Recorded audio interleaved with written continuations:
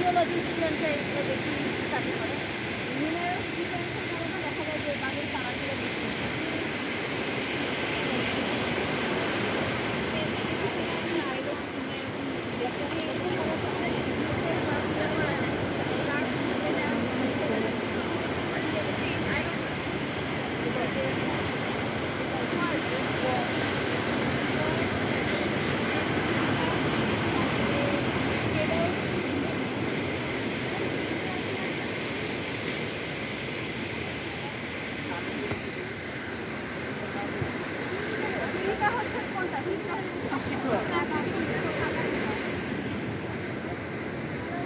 ধরেন আমি একটা কথা বলি, এর মধ্যে কি আছে অনেক ধরনের মিনারেলস আছে, নিউট্রিয়েন্টস আছে, মিনারেলস আছে বাংলাদেশে।